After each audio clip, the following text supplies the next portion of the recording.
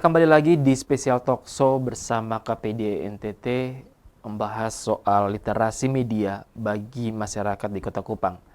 Saya masih ditemani dua narasumber, Bapak Edi dari KPID selaku ketua dan juga Ibu Rosi selaku akademisi dari Ilkom Visip Undana. 1, 2 segmen sudah kita lalui, sekarang segmen ketiga. Sebelum saya jauh masuk ke segmen ketiga, tadi ada sempat satu pertanyaan yang belum terjawab. Saking semangatnya Bapak Edi membahas soal literasi, kayaknya beliau tersinggung. Saya bilang, ini saya tugas KPID, tapi kenapa kasih ke masyarakat sekarang? Ya, saya ingin tahu sebelum KPID mengajak orang untuk ayo literasi media.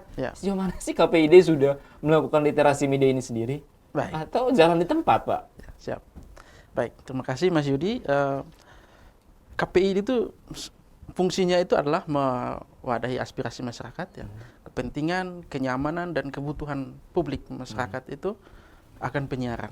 Nah, karena itu salah satu core bisnisnya bukan hanya sekedar mengawasi konten, mengawasi siaran lalu membantu untuk perizinan lembaga penyiaran, tidak, tetapi salah satu core bisnisnya adalah membuat masyarakat jadi melek atau kritis media. Dengan cara salah satunya melakukan kegiatan literasi media seperti malam hari ini. Nah, kita di tahun 2020 ini ada program untuk literasi media.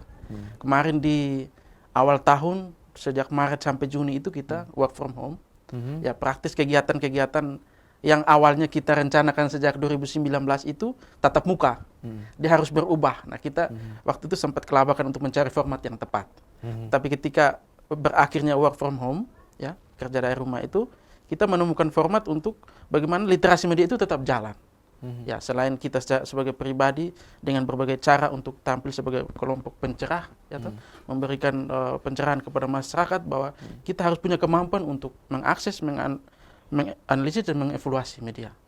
Nah, kegiatan literasi media kemudian di tahun ini kita bikin melalui radio. Radio dan turun ke beberapa daerah, ya, lewat talk show seperti ini. Dan kemudian terakhir ini di Kota Kupang dan AFB TV ini kami berterima kasih kepada pimpinan dan manajemen karena satu-satunya televisi yang memberi ruang kepada kami untuk melakukan literasi. Biasa aja, Pak, santai, Pak. Ya. Kita mah gitu, Pak. Oh, begitu ya. Ya, artinya apa? Kita tidak tinggal diam loh.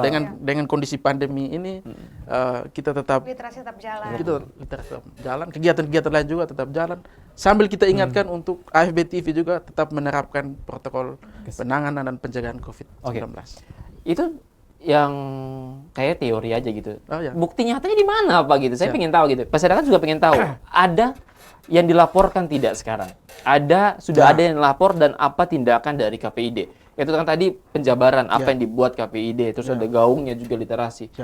Sudah ada bukti, ada yang ngelapor, atau ini baru sementara wacana saja, belum ada? Baik, Mas Yudi. Memang kita punya target.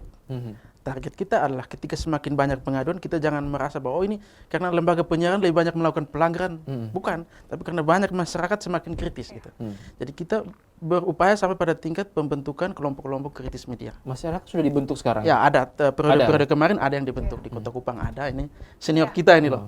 Mereka mengadvokasi sampai ada pembentukan kelompok. Komunitas itu yang dari anak SMA sampai kuliah. Jadi saya potong Pak Ketua, jadi KPID NTT ini sudah membentuk sebuah komunitas yang terdiri dari anak SMA dan juga sekarang mereka sudah kuliah untuk, saya lupa namanya, tapi komunitas itu salah satu kelompok kritis media. Jadi mereka ada program kerja juga, program kerja yang mereka mengedukasi teman-temannya, kemudian orang-orang di sekeliling mereka terkait dengan literasi media. Jadi sudah ada sih sebenarnya. Sudah ada pemirsa. Sudah sambung ya. Karena kebetulan kita KPID, namanya KPID ini kan ruangnya terbatas. Dia hanya pada konten lokal. Sementara masyarakat itu lebih banyak diguyur oleh konten-konten nasional yang menjadi kewenangan KPI. Tetapi saya sering sampaikan, kalau ada konten nasional yang ini bisa, kalau merasa ruang atau rentang kendalinya terlalu jauh, tidak apa-apa, bisa melalui kita. Saya ambil contoh tahun kemarin itu ada juga yang mau protes, mau keberatan soal ada acara stand up comedy di salah satu TV swasta. Ya, saya bilang kalau ini datang saja biar kita arahkan, ada format yang harus diisi. Tidak sekedar oh ini melanggar, tetapi perlu ada detailnya. caranya. Betul, ada detail yang harus kita lengkapi sehingga kita tindak lanjutnya tidak salah gitu. Nah, ternyata kemudian mereka bilang sudah tidak apa-apa. Tetapi itu tetap kita komunikasi dengan KPI, kita sampaikan ini ada keberatan. Cuman kan tidak bisa ditindaklanjuti kalau tidak ada itu secara tertulis. Jadi KPID provinsi ini bersedia dan mau untuk nanti kalau seandainya ada program nasional yang tidak cocok dengan budaya kita dengan norma kita, siap menjembatani kita ke KPI pusat untuk sama-sama membedah atau mengkritisi program tersebut gitu. Karena ada juga hal-hal tertentu yang KPI pusat bisa wakilkan kepada KPI daerah untuk menangani aduan tersebut. Nah, cuman sejauh ini belum. Mungkin karena lembaga penyiarannya bagus-bagus. Oh, mungkin Bapak, mungkin. Kayaknya luar biasa juga ya. Mungkin. Kalau bisa dikasih poin 1 sampai 10 kemampuan literasi masyarakat Kota Kupang berapa, Pak? Ini kan sudah ada bukti, sudah ada komunitas kecil-kecil itu. Apakah dari situ kita bisa lihat 1 sampai 10 skor yang ada ini berapa? Baik.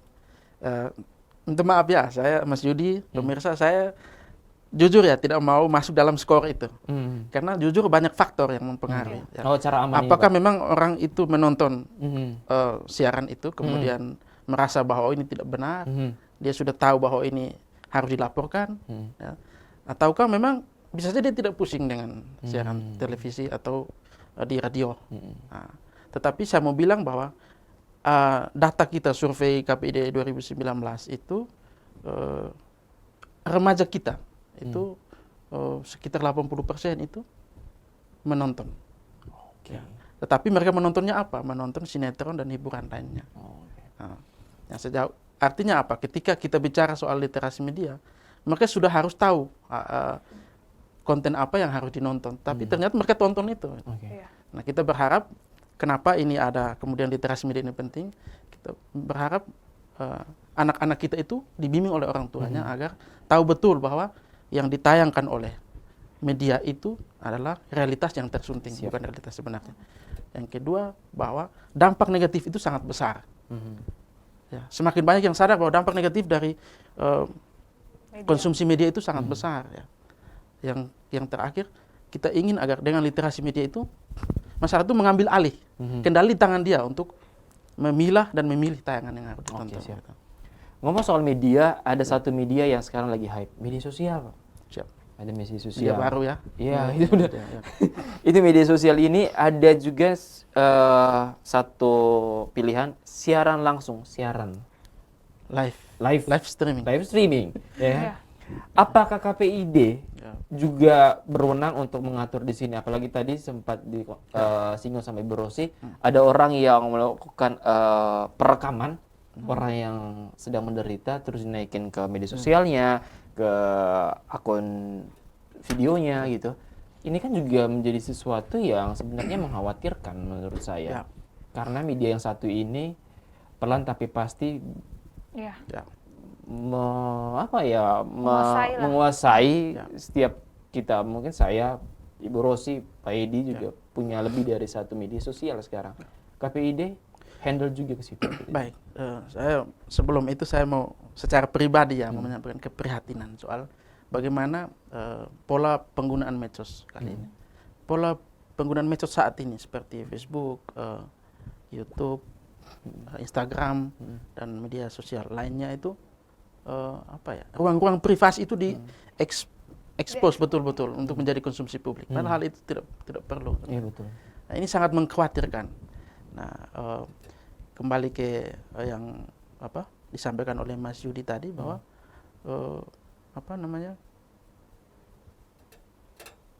keberadaan media sosial ini keberadaan media sosial ini itu sangat memprihatinkan. Betul. Terus di satu sisi KPID itu tidak diberi kewenangan untuk itu. Padahal sesuai Undang-Undang 32 karena patokan kita masih Undang-Undang 32 tahun 2002 tentang penyiaran. Apa ada kemungkinan untuk melebar ke situ? Kita kemarin berharap meluas ke situ. Punya harapan ketika ada Undang-Undang nomor 11 tahun 2020 tentang Cipta Kerja ini.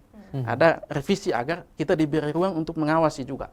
Tapi ternyata Undang-Undang 11 2020 ini hanya fokus ke bagian perizinan. Nah, sekarang kita masih punya harapan ketika ada informasi bergulir bahwa Undang-Undang 32 ini akan direvisi. Nah, kalau direvisi dan kita diberi kewenangan untuk mengawasi itu, saya kira memang KPI dan KPID salah satu lembaga yang sangat siap untuk mengawasi. Karena kita punya pengalaman mengawasi media-media profesional ini. Gitu. Ibu Rosi, dari ilmu komunikasi saya pengen tahu, apa sih yang melatar belakangi seorang tuh kepingin untuk dilihat, show off gitu. Akhirnya dia kan buat konten yang ya sekedar konten-konten aja gitu. Ada yang konten yang di media sosial gitu ya. Dan sampai mereka tuh kayak buat sesuatu yang aneh terus direkam gitu.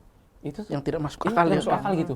Itu pola komunikasi seperti apa sih? Mereka pengen diakui di masyarakat atau jadi apa sih? gini, kalau misalnya kita belajar ilmu psikologi, pada dasarnya seorang manusia tuh kan ingin show off. Kita punya dalam diri setiap orang itu, saya percaya kita punya naluri narsistiknya ada. Narsis ya? Narsis itu itu ada ya.